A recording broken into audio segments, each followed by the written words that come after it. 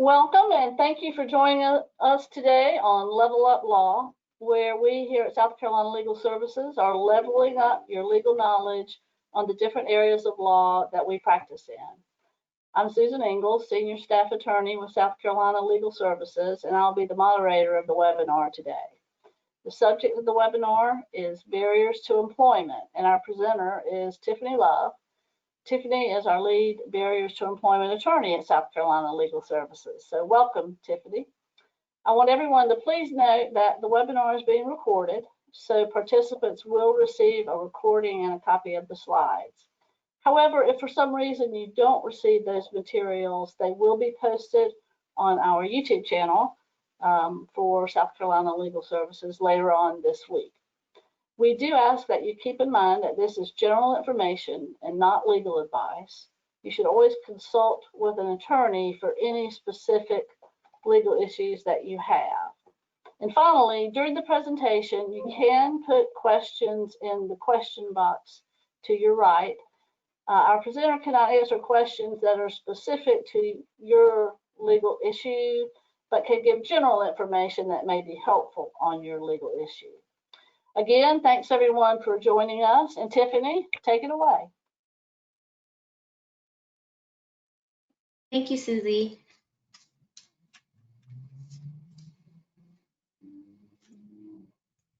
Okay, so as Susie mentioned, I'm going to be talking about removing barriers to employment today. But before I actually get to that part, I just want to talk a little bit about South Carolina Legal Services. So who are we? We're a statewide law firm that provides civil legal services to protect the rights and represent the interests of low-income South Carolinians. There's no application fee for our services. We don't charge attorney's fees. You can apply by phone or online, and we are not a government agency. The way that you can apply for our services is through our intake office at the telephone number on the screen. They receive calls Monday through Thursday from 9 a.m. to 6 p.m. However, you can apply online anytime at www.sclegal.org. Just a few of the services that we provide. We provide representation, consumer finance issues, education, employment, estates and probate, family law, housing, public benefits, and even elder law. This isn't an exhaustive list, but it's just meant to provide you a general overview of the services that we provide. So what I'm going to be talking about today, again, is removing barriers to employment. And when I say barriers to employment, that's anything that's preventing a person from getting employment. Specifically, what I'm talking about today are expungements and pardons and your criminal record within the state of South Carolina. So if you have charges in North Carolina, Georgia, Tennessee, the laws are going to differ. The expungement laws are going to differ. So what is a criminal record? Let's start there. A criminal record is data that is kept by the State Law Enforcement Division, which is SLED in South Carolina. The types of data that is found on your SLED report are going to be your arrest, even if there were no convictions, dismissed charges, no pros charges, meaning you weren't prosecuted, not guilty verdicts, and also your convictions will appear on your record. These records are kept at the courthouse also, and they're also gathered by commercial databases. Oftentimes, like temp agencies and other companies will decide to use third-party background checking companies, so they'll also have a record of your criminal record. The effects of a criminal record, obviously, it's going to be employment is going to be an issue. Many employers will check your criminal record as part of their hiring process. If you're trying to obtain a professional license, so say you want to be a CNA, a barber, if you want to be an attorney, a doctor, a criminal record may be an obstacle to that. Also, when you're trying to get housing, many landlords will check the criminal record when deciding whether or not to accept a tenant. And it can also be a barrier to you obtaining public benefits.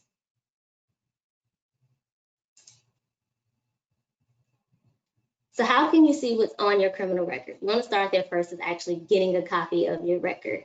You can obtain a copy of your record through SLED's website, which is www.sled.sc.gov.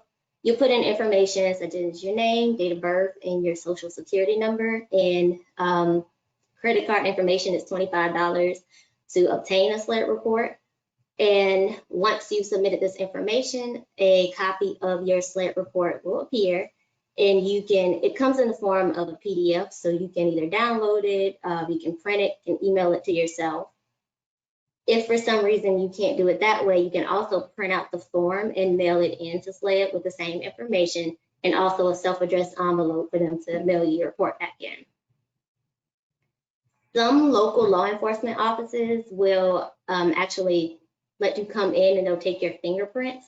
And this will bring up charges nationally. So not just within the state of South Carolina. Not all law enforcement agencies do this anymore. So you want to be sure to call before you go and try to get your fingerprints taken, especially now. This is just a sample criminal record check form that you use to submit to obtain a copy of your criminal record. As you can see, if you are part of a nonprofit, you're associated with a nonprofit, you can actually get this record for $8 instead of the $25.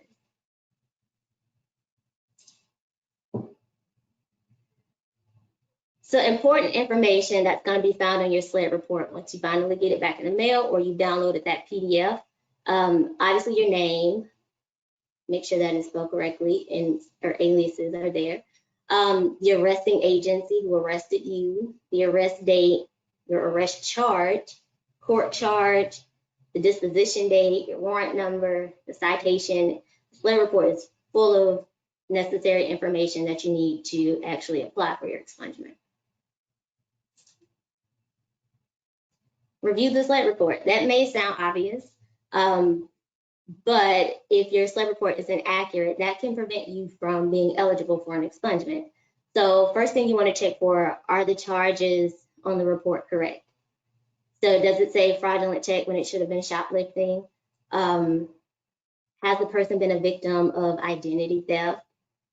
If you haven't been a victim of identity theft, I've seen instances where twins have similar social security numbers and names, and their SLED reports have been completely reversed. Are the items listed more than once on your report? So are there duplicate charges that shouldn't be there, making your SLED report longer than it should be? Are the arrest dates inaccurate? This is important because, as you'll see once we get into actually talking about expungements, dates are very important. Are the dispositions correct? Does it say that you were guilty when you weren't?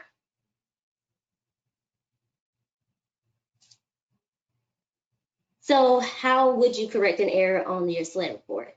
And this is before we even get into expungements. You may just need to correct issues on your SLED report. You can obtain the disposition or the sentencing sheet for the incorrect charge. You can get that from, if your case is in general sessions, you can contact the clerk of court to get that. If it was magistrate or municipal court, you can call them directly and ask them to fax you a copy, or go into their office to obtain a copy of the disposition or sentencing sheet. If there are, well, let's stop there. Once you get that actual disposition sheet, if it's not the same as what's on your SLED report, then you want to go ahead and contact SLED and send them a copy of that disposition so that they can correct it on your SLED report. But if there are just erroneous charges on your SLED report, you don't know where these charges came from, you can actually ask SLED to compare the fingerprints on file to your fingerprints. And if your fingerprints are already on file, then you don't have to worry about going out to get them taken again. SLED can actually compare prints over the phone. If they aren't on file, you will have to go get them taken so that they can compare them to the ones that they have on file. Okay, so now what is an expungement? An expungement is the complete destruction of criminal records related to an arrest or criminal conviction. All court records of that charge or conviction are destroyed, and these charges and convictions are no longer reported on your SLED report. They shouldn't be reported those third-party background checking agencies that I mentioned earlier, if you apply for a job and it asks you whether or not you have been convicted of a crime, if that crime was the charge that you had expunged, you can truthfully answer, no, you have not, because it never happened. Some expungement myths that I come across often, rap sheets are like driving records, and the convictions disappear after 10 years, which is incorrect. If you got a charge in 1989 and you never had it expunged, it's still on your criminal record. Non-convictions or dismissals do not appear on your criminal record. That's also not true for the most part. If you got a non-conviction, it's still going to remain on your record. Paying a fine equals no conviction. Not true. Just because you paid a ticket and you believe that the case is thrown out after that, you still have a conviction on your criminal record. Traffic violations are eligible for expungement.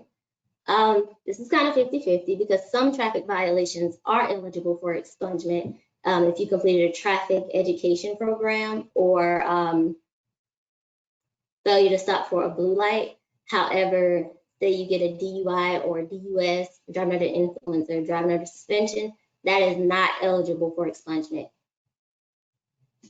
Only one charge on your record may be expunged, also not true. If it falls under one of the categories that I go through later, if you have charges that fall under multiple and they fit all of the criteria, you can have more than one charge removed from your record. Then absolutely no felonies are eligible for expungement. Also not true. You may have felonies, some felonies are eligible for expungement pursuant to the Youthful Offender Act, and then also possession with intent to distribute is also eligible for expungement, which we'll go through a little later. So what is eligible for expungement in South Carolina? I like to break them up into categories. They're not really categories, but this is kind of way I just put them together in my head. Well, let's start with non-convictions. A non-conviction is going to be arrests and charges that are not resulting in convictions. That's your dismissed charges, that's your no pros charges, meaning you weren't prosecuted, and also your not guilty verdicts. Oftentimes people think that just because it's a non-conviction, I don't have to get it off my record. It's not bothering me, I was charged. However, I think it's important to think about whether or not if you were an employer and you're hiring someone and I pull your criminal record, I probably won't take the time to see whether or not you were convicted. I just see that you have an arrest charge on your record. For non-convictions, you may as well just get it off your record because it's free. If the charge happened in magistrate or municipal court, you can go directly to that court and ask for the expungement of the charge. If it was in general sessions, you just contact the solicitor's office, the county where your conviction occurred, and you can apply that way for the charge to be expunged. The only way that a non-conviction would not be eligible for expungement, would not be free, is if it was part of a plea deal. And in that case, you'd have to pay $250 to have the charge removed from your record. Diversion programs. South Carolina offers various diversion programs. It differs in each county, some of them, that will allow you to have charges expunged from your record that may not otherwise be eligible as long as you comply with the terms of the program. So you have pretrial intervention, alcohol education programs, traffic education programs. Some counties have homeless court, veterans court, mental health court, and even drug court. I think it's important to know that with the diversion program, such as like PTI, you only get one bite at the apple. So if the judge gives you pretrial intervention and you don't successfully complete the program, you don't pay all the money, you don't take all the classes or whatever terms they gave you for PTI, you can't later come back and try to complete the program and then have this charge expunged. So you want to make sure that you comply and fully complete the program on your first try, because later you may not be able to have something expunged off your record specifically because you didn't get this off. You didn't complete the program. Fraudulent checks. With fraudulent checks, it must be a first offense misdemeanor conviction. Fraudulent check, each fraudulent check is a separate offense. However, it's been my experience that sometimes the court will consider an expungement for a person with multiple warrants that are served at the same time. And there can be no criminal conviction within 1 year from the date of that fraudulent check conviction. So that means if you wrote, let's call it a bad check. If you wrote a bad check in January of 1997, and then in March of 1997, you got a DUI. That now means that your fraudulent check conviction is not eligible for expungement.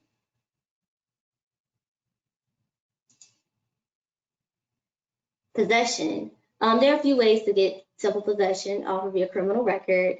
The first way being that it has to be a first offense conviction for either simple possession of a controlled substance or unlawful possession of a prescription drug. You have to go 3 years with no other convictions after the completion of any sentencing, probation, and parole.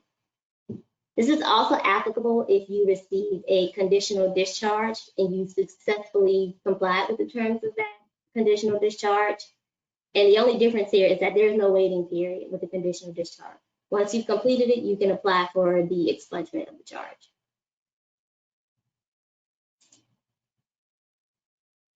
Also, following along with that, with first offense drug convictions, the expungement law was expanded in December of 2018 to now allow felony for possession with intent to distribute to be removed from your record.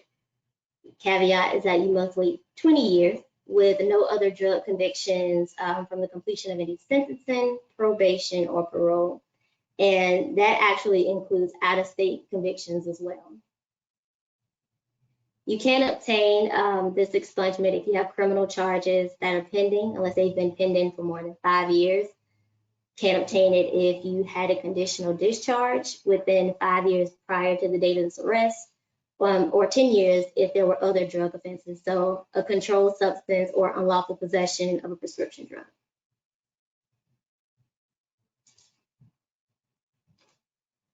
General misdemeanors, which is what a lot of charges on records tend to fall under this category.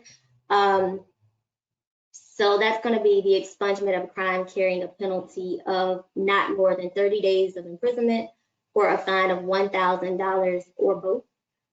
It does not have to be a first offense, so you can pick which misdemeanor that you would like off of your record, as long as it, again, falls into that. It doesn't carry a penalty of more than 30 days of imprisonment or a fine of $1,000. And then also you went 3 years with no other conviction. So let's just kind of go back to the example with a fraudulent check. If you had a fraudulent check charge in January 1997, or let's make a shoplifting charge, January 1997, and then you get a DUI in January 1998, you now can't get that shoplifting charge off of your record because you didn't wait 3 years before getting another conviction. Also included with general misdemeanors is going to be criminal domestic violence in the 3rd degree. The difference here, though, is that you have to wait 5 years with no other convictions to have it removed from your record. Now, that's not going to include charges such as you got a minor traffic violation. That's not going to prevent you from getting an expungement. But if, again, a DUI, a DUS, that will. And you can only get one expungement under this general misdemeanor type. So you want to be sure that you choose the one that's most important and going to be most helpful to you to have off of your record. First offense useful offenders. This is the Useful Offender Act, and it's the first offense conviction for individuals who are between the ages of 17 and 25. They can have had no additional convictions for 5 years after all sentencing after the completion of all sentencing, probation, and parole. It's important to note with the Useful Offender Act that before June 2nd in 2010, that box didn't exist for useful offender. So now you can go back if you were between the ages of 17 and 25, no violent crimes, and with the 5 years with no other convictions. and request for your charge to be eligible for expungement under the Youthful Offender Act if your charge happened before June 2nd in 2010. And this also includes felonies, as long as they were nonviolent. You can also apply for the expungement under the Youthful Offender Act.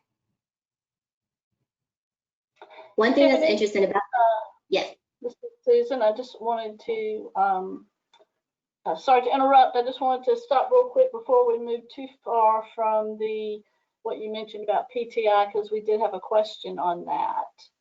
Okay. I thought you were at a pause there. The question is, during a pretrial intervention or other court, if an individual cannot complete the program due to health-related or other types of uncontrollable circumstances, are there any options available in that regard? If that were to happen, and say you were in the middle of a pretrial intervention, in the terms of whatever the judge gave you for PTI, I would be sure to contact PTI right away and let them know what was going on.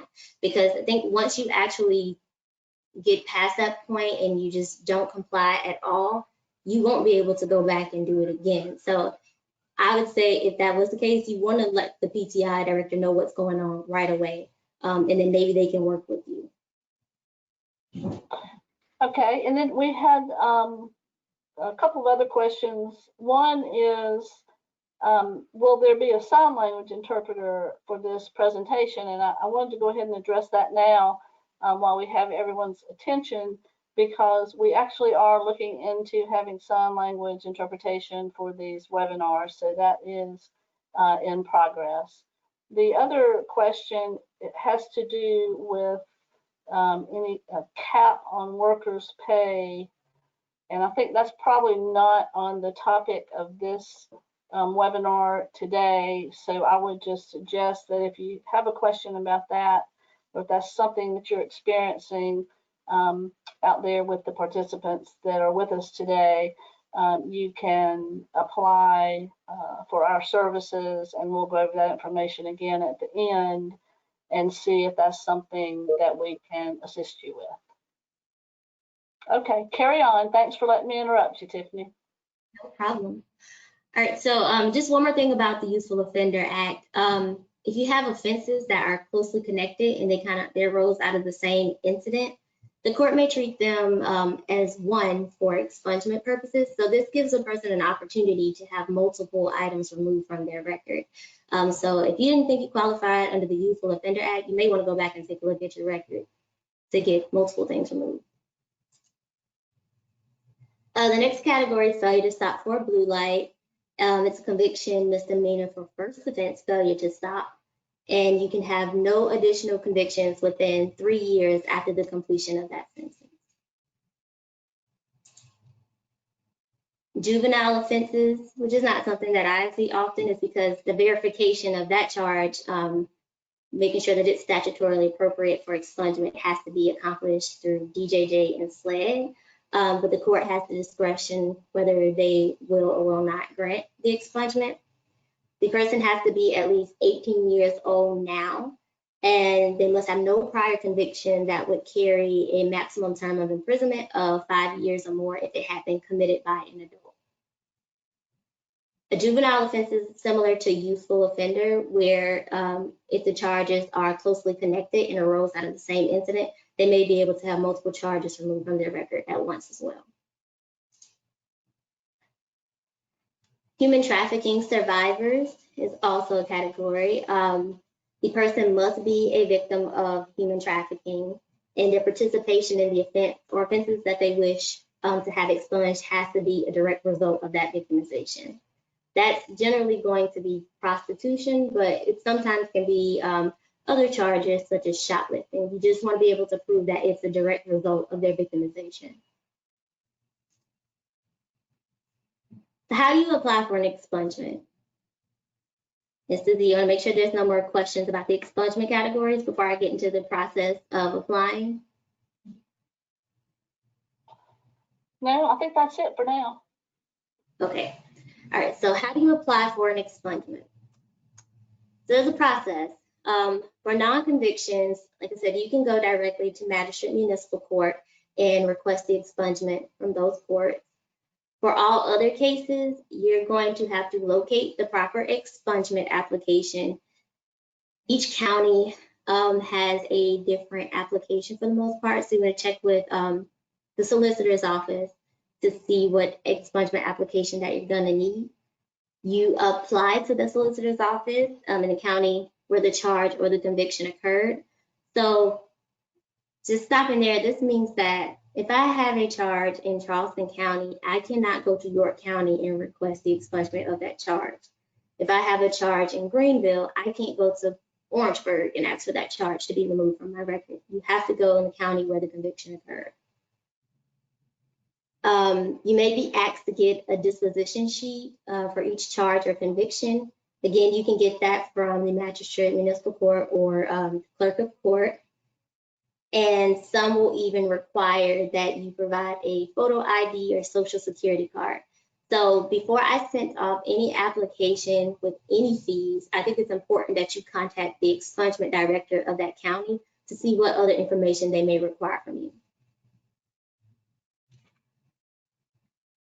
Expungement fees, kind of expensive to get something removed from your record in South Carolina. The fees must be in the form of 3 separate money orders.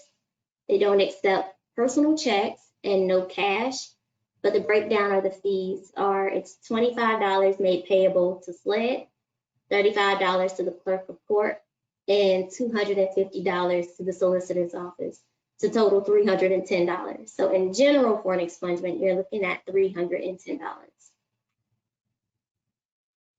And so I decided to kind of create this little chart that just kind of breaks down the fees a bit more. As you can see, with non-convictions and victims of human trafficking, there's no fee unless that non-conviction was part of a plea deal, then it's $250. For diversion programs, you're paying $250 to the solicitor's office, $35 to the Clerk of Court, to total $285.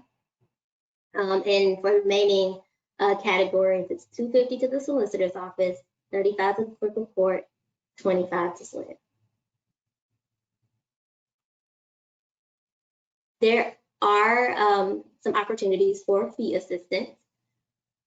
First, each solicitor's office does have a fund that can defray up to 50% of your expungement costs. One thing to note, though, is that these funds are first come, first served, and they are generally funded by donations. So depending on the county, one may have more funds available than the other. But I would suggest that you check with the expungement director coordinator for that county just to see if you can apply and if there are funds available and what criteria that they would require.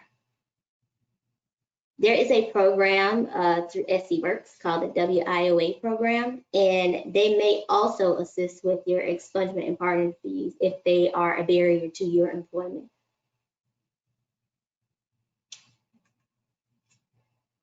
So that's all I have for expungements. Any questions on expungements before I go into pardons? So far, no more questions. Great. So let's move on to pardons. Okay. Good area as well. So say your charges are not eligible for expungement. So you still have a criminal record, or not all of your charges are eligible for expungement. You may be interested in a pardon. A pardon is the state's forgiveness for your convictions. Unlike an expungement, a pardon charge is still going to appear on your record, but it is going to be notated as pardon when someone does put your criminal record, so they can see that you've had it remedied, you've been forgiven for your convictions. The benefits of a pardon are it restores your gun rights. Any convictions that you received after obtaining a pardon is going to be a first offense conviction. Hopefully you wouldn't receive any more convictions after being pardoned, but in the event that you do, it is a first conviction. You can sit for professional examinations. So this kind of opens up the door for, even externships and internships for individuals who may not otherwise been able to get those opportunities because they had a criminal record. And it relieves the person of the collateral consequences of their convictions.